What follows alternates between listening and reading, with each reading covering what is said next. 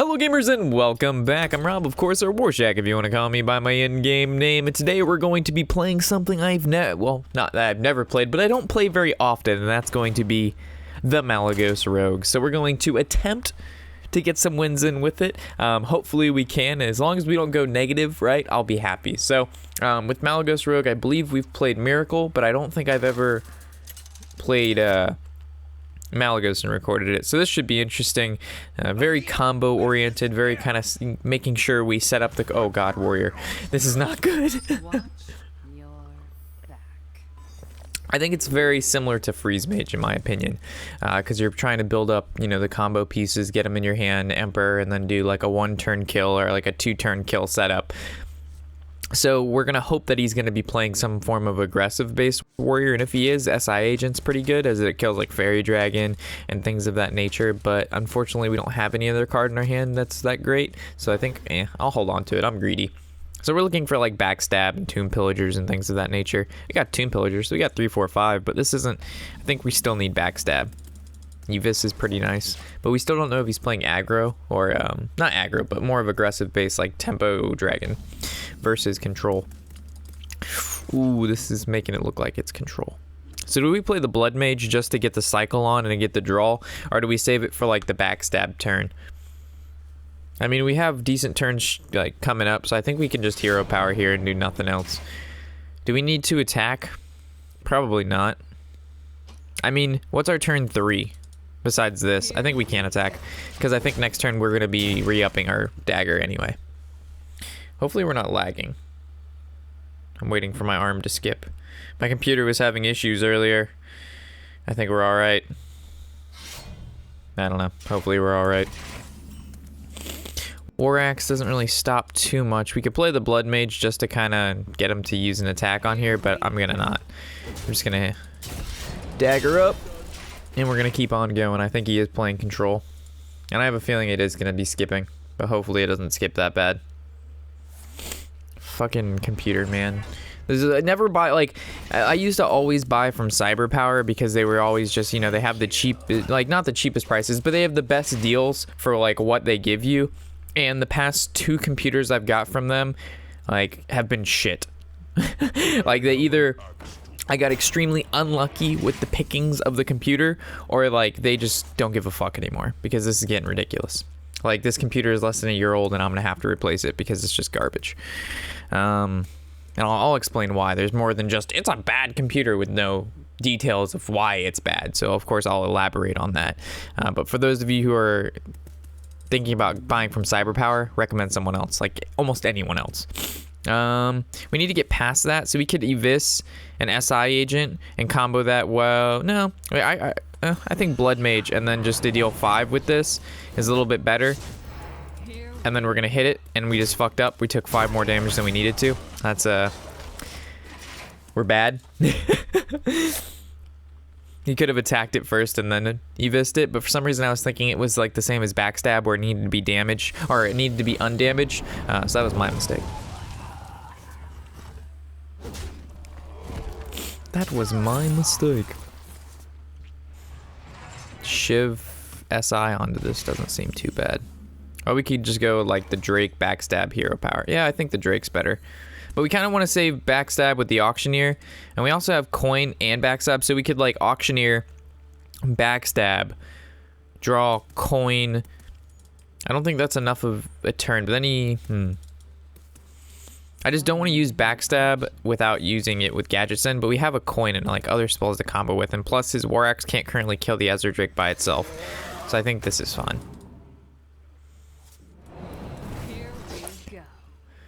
And I think we're gonna attack. I don't think we're playing Gadget Send next turn. I mean, I guess we could. We could Coin and then Shiv, and that's 3 card draws, so that's not too terrible.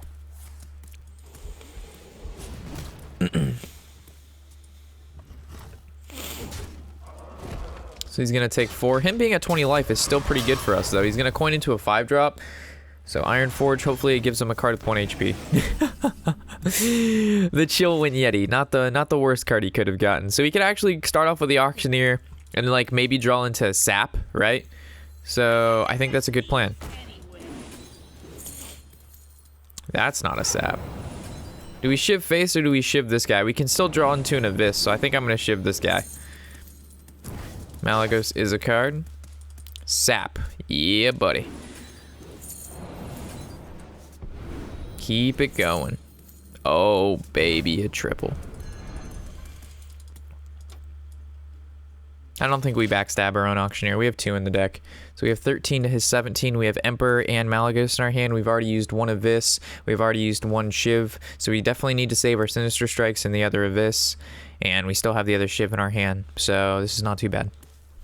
We haven't used all our damage yet. We just have to be careful.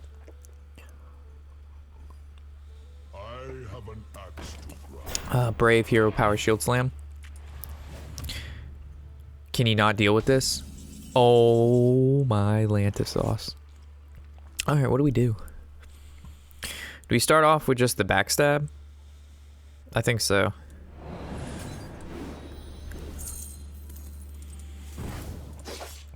We can double SI.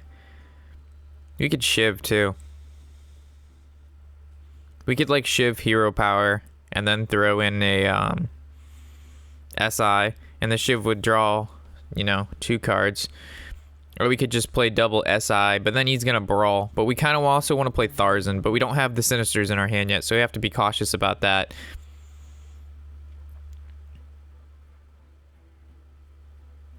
So I think we're just gonna double SI.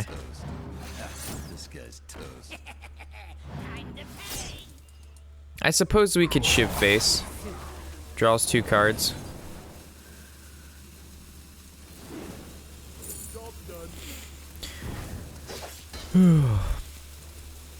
Like, we just need to draw into our combo. That's what we're just waiting for. We need more of our damage, and then we play Emperor and then Malygos.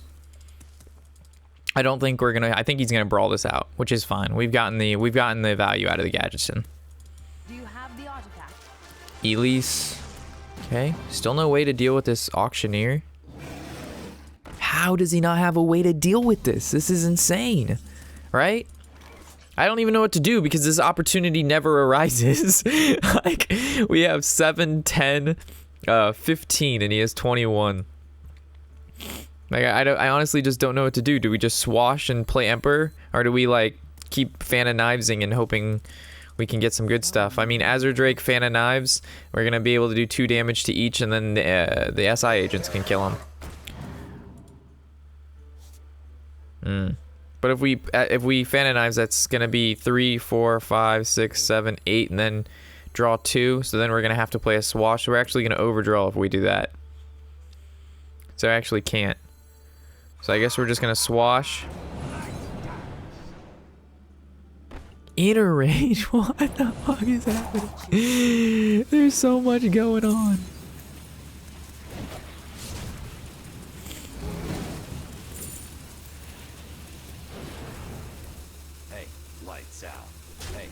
Oh my god. I don't even know if I'm playing this correctly or not, but it feels good. I mean, we're not doing anything bad so far. Everything good is happening.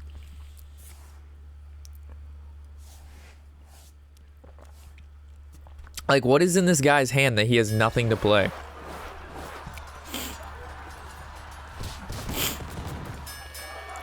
That's fine.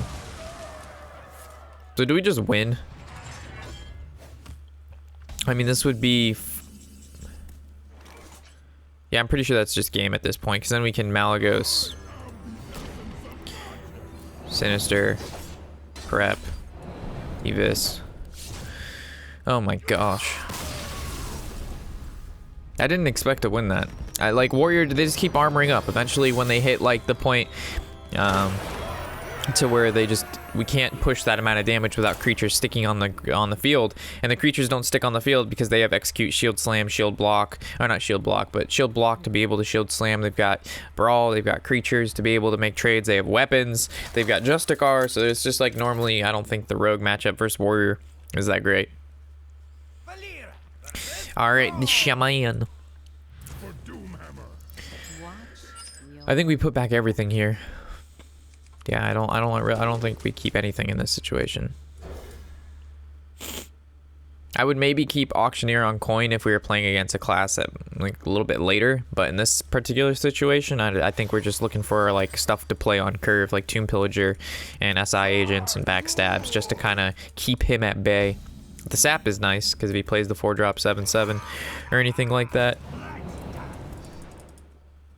knowledge is okay. It's more draw, right? It overloads us, which feels bad, but Totem Golem. I mean, we could coin SI, kill the tunnel, and then he's going to swing into here, and then we can just hero power that.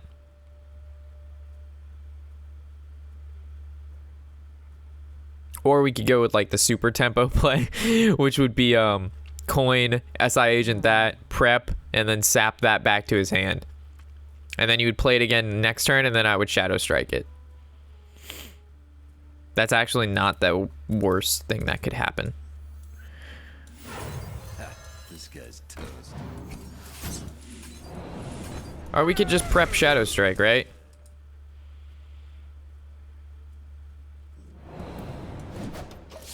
This feels fine. What was I thinking? So why would we sap it and then shadow strike? That's just 2 cards wasted.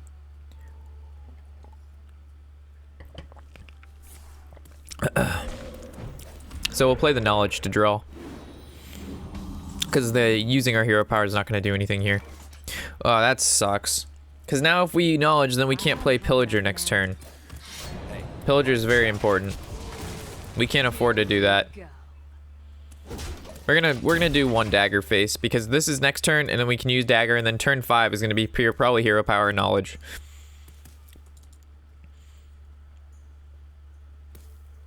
Another dry turn from him.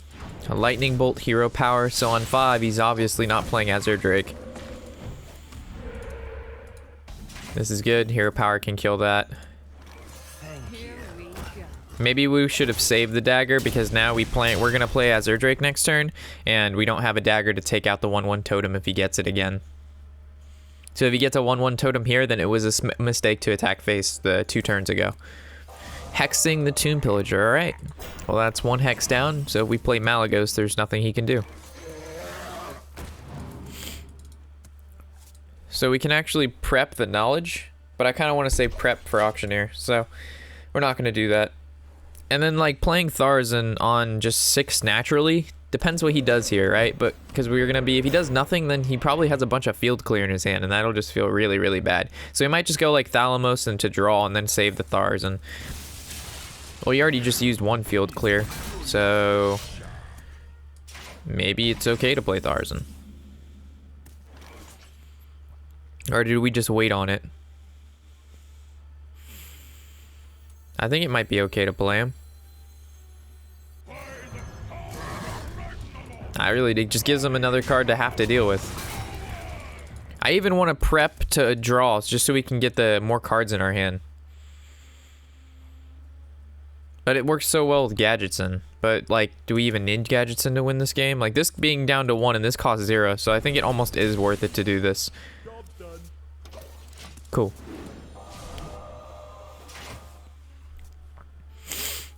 Because he discounted 2 cards, and the other 2 cards he would have discounted aren't, like, worth it at all. So now he's going to hopefully get... Oh, not hopefully, but he's looking to get spell power, so he can deal 3 damage to this and maybe Lightning Storm. There's Faceless. That's just going to get sapped. So we have 5, and these cost 6. So we know we're going to play sap. So what do we do? Do we play Thalamos, Swash, and then sap, or do we just play the Tomb Pillager sap? I think we play the Tomb Pillager sap. I think this can go here. The Swash can come down. Put that card in our hand. It's going to get discounted and just kind of push damage face. I mean, depending on what we draw next turn, we have lethal.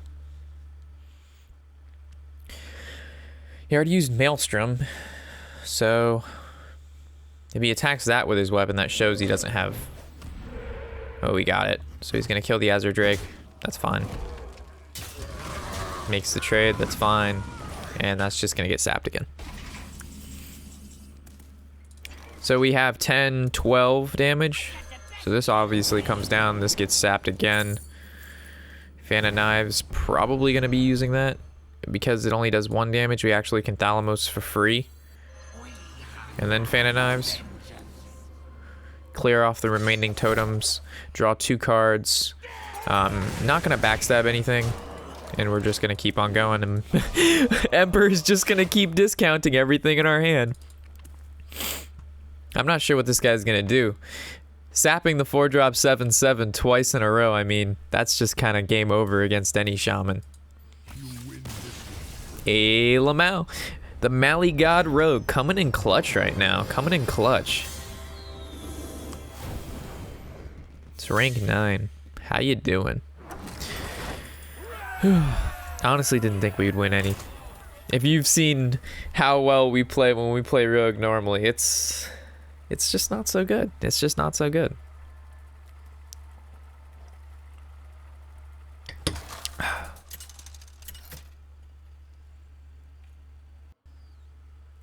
Alright, another warrior. Damn, man. Feels bad. I'm actually thinking about taking the swashes out and putting in loot hoarders just for the extra draw, right? Because like the swash gives us a card, which is good, and it's a 1/1, so it's like a combo piece. But the loot hoarder is basically only 1 mana more and generates a card that's actually in our deck to help us get to the combo we need sooner. Because the only draw we have is Fan of Knives, Shiv, and Gadgets and Auctioneer. And that's only 3 forms. I don't think that's enough. Do we just keep everything here? Because he's playing control, then these are all cards we're going to want by turn 6. But if he's playing aggro, these aren't the cards we want. But I think we're going to hold it just because I'm greedy as fuck. Because I think he's playing control, right? I mean, the last guy we played was control. And I don't see why this guy would be any different. There's no other warriors on ladder. I'm just kidding. I would have to say there's definitely more aggressive warrior on ladder. And we might even see that here. So coin into a 2-drop. So it's Fairy Dragon or the 3/3 with charge. Okie dokie. We're taking a beating, Captain. We're taking a beating. So what do we do? So we're obviously backstabbing, so we could backstab Hero Power, kill it, or we could just play the Swash and next turn backstab SI Agent.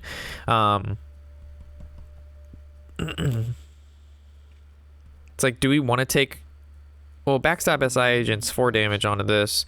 If we play the Swash, then we actually could maybe just backstab something else and SI Agent that. So I think Swash is better. Bolster. Oh, fuck, that's horrible. That's trash. Like, imagine if this was a loot hoarder right now. That'd be so much better. Because this would contest this, and then we could actually just hero power it down.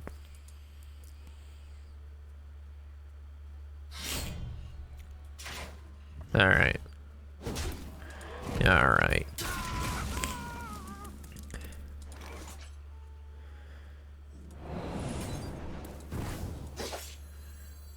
Do we just hero power?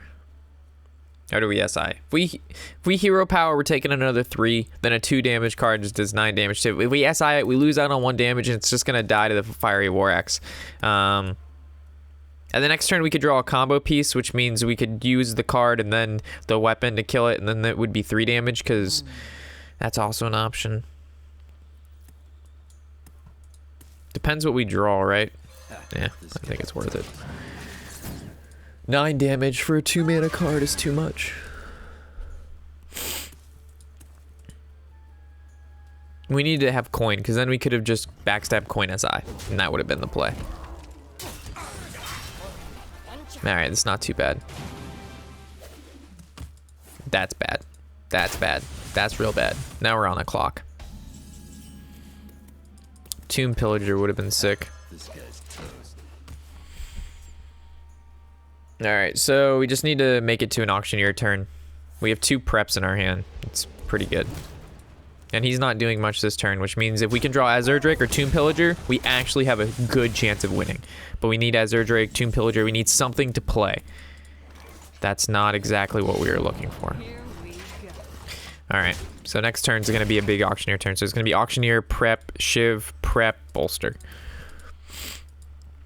So we're going to draw at least 5 cards. We want him to play something with 2 HP. Ideally. It's probably not going to happen, but it's always a hope.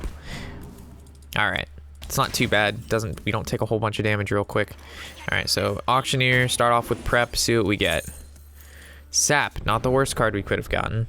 I actually kind of like the Sap. Now we're gonna prep again.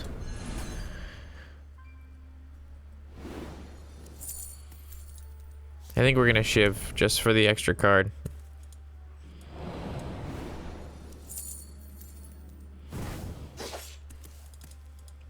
Okay. It's actually not too bad, folks. We're still in this. An elite takes us down though, but he didn't play it on 4, which means he would have had to draw, like, I don't know. He could, oh, he had it in his hand. It was way over here. Then what did he do on 4? I don't know. He slammed instead of playing it. That was right. Emperor. Huge. All right, what are we doing next turn? So next turn, this is going to be 4. This is going to be 3. That's 7. We have 8. I think we can attack. Emperor's so good right now. It's just because we have 2 decent creatures in our hand that we wanted to play both of them. So Slam and then the War Axe. Or Slam Execute. Slam Corruptor. This has 4. Gonna need to deal some damage here. Swash doesn't do it. So I think Azure Drake to dig? Or do we just play the MallyGod and just kind of hope he doesn't have what he needs? He didn't play the Execute, but he wouldn't have played Execute if he had this guy in his hand anyway. So I think we go with the Azure Drake. Tomb Pillager. So I guess the Barnes is fine too. And then we'll play the Swash.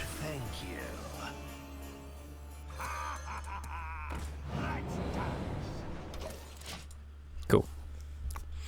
It's a pretty annoying board. And we know he doesn't play Brawl. Damn, my camera's skipping like crazy. What the fuck was that? I have no idea what that was, but it was pretty scary. Execute? Alright, so I'm glad we didn't play Malagos. So, a Fan of Knives would be super sick. Shiv. It's not too bad.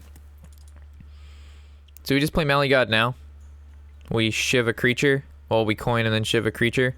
And then we this face. Unless we just shiv face. Does 6. This is going to do 8. So he's going to be at 4. He's going to be at 9. He's going to have 6 damage on board.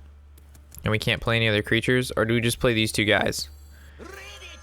I think I'm going to just play these 2 guys. You can even play the Blood Mage. But Blood Mage gives these guys extra damage. So it's like maybe not playing the Blood Mage is better.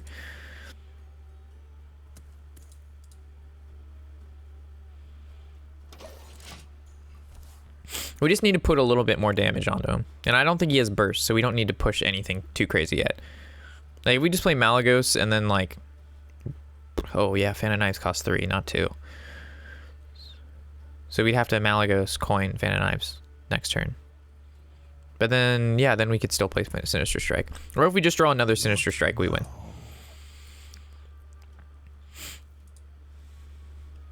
$12 cards. We still have an Auctioneer. We still have a lot of options.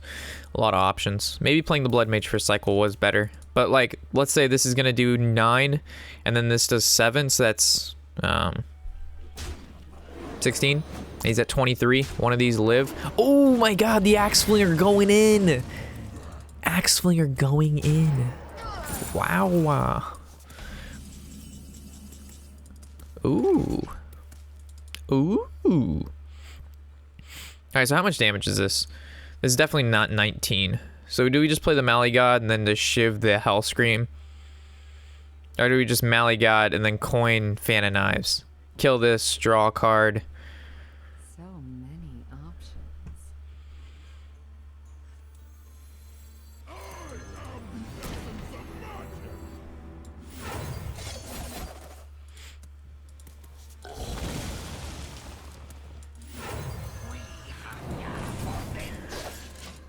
Okay.